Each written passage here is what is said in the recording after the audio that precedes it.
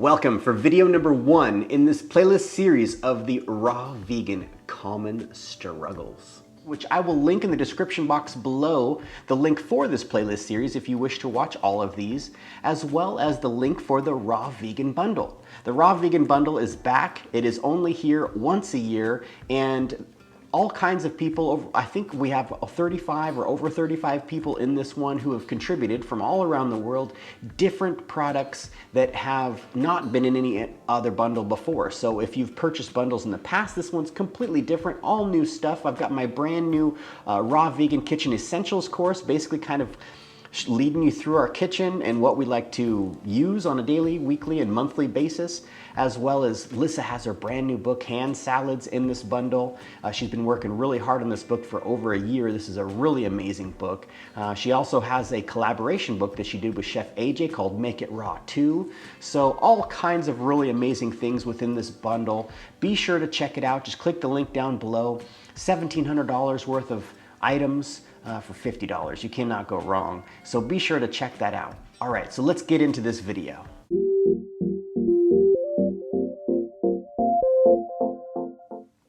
Welcome back for another video to Recalibrate with Nate. And in this video playlist series, I wanted to break up questions that I've been compiling of just most common questions that I get in my DMs and emails, people asking me certain things. So basically I broke this up into different videos to where I could talk about each one of these things individually. So this first video is going over a question that I get asked frequently. This is something that I feel like really, there's a lot of people that have a lot of issues with going raw and eating a lot of raw food. So they talk about their gut issues. What's wrong? I've got some gut issues. I feel like bloated. I feel gassy. So to address this question to the best of my ability, the food has to go somewhere, right? When you eat the food, it has to go somewhere. It's going into your stomach. So the stomach's gonna stretch, you're gonna feel full, and if you're not used to eating a lot of high fiber raw foods, you may feel a little bloated, you may feel a little gassy.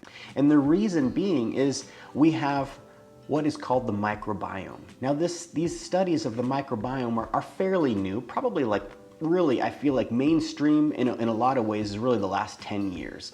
You know, and of course it's definitely becoming more and more mainstream, the studies and research coming out about the microbiome. So what the microbiome is we have basically a little colony that we want to feed, that these guys break down the fiber. So when we're not eating a lot of fibrous foods and we're eating a lot of other foods, maybe highly processed foods, packaged foods, these sorts of things, we're kind of building a different microbiome colony in there to be able to break down these foods. So when you go to eating a high raw or a high fiber diet and you don't have that microbiome to be able to break down those foods, it can be uncomfortable. And this can be an issue.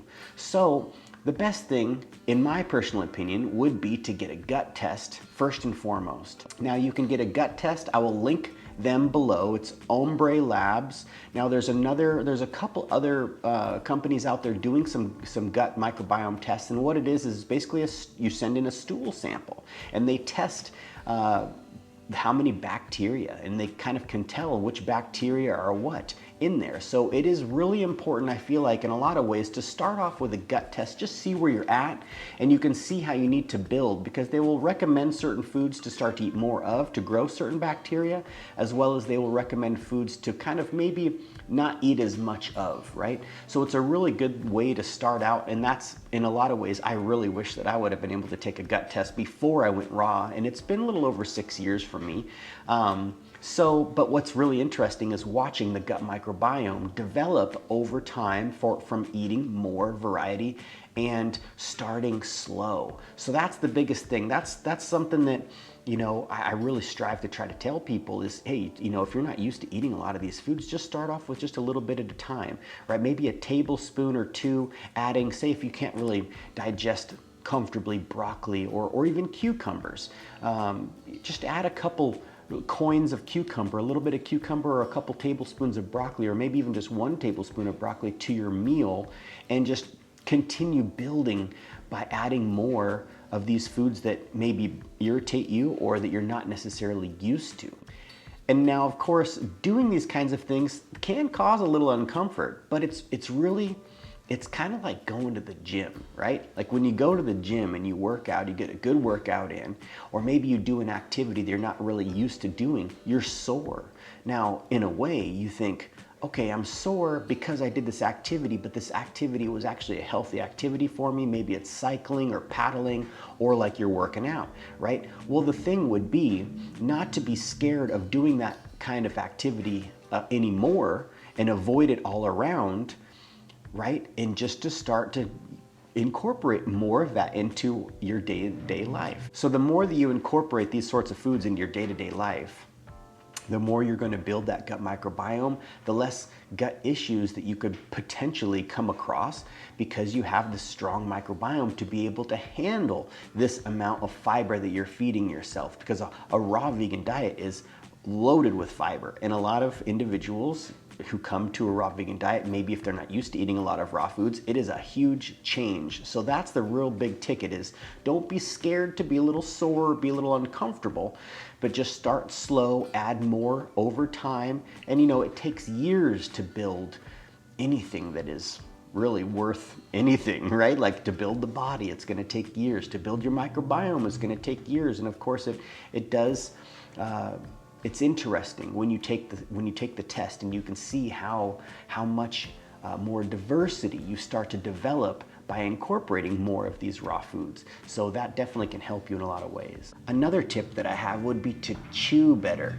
Now, it is definitely really important to chew your food really well. And some say, you know, anywhere from 50 to even more chews per bite. So it's basically like there's nothing left. It starts to just kind of trickle down as you're eating it, right? So chewing better is definitely really helpful in so many ways, because it's a little easier for your digestive system to be able to process the food that you're sending down in there. Another thing would be to talk less, right? So like for Liz and I, what we like to do is we either like to watch, we're watching maybe a documentary, or we're enrolled in school, we're studying a lesson during school, and we're not necessarily talking, or we're playing chess while we eat. So our brains are working. It's nice to be able to kind of work your brain and study, learn new things, you know, maybe play a game like chess, and you're not talking. So there's not a lot of air that you're swallowing when you're eating the food, which of course, you know, less air, it's just better on digestion, you know, less chances of being gassy and feeling kind of bloated. So less talking is really important as well. And sometimes that can be hard when you're around a lot of people, maybe people you haven't seen in a while, and you're excited. So, you know, of course, it's really important to maybe branch away from the activities to enjoy your meal in silence and just focus on chewing properly, or maybe not talking as much when you're eating. And my last tip would be just gratitude.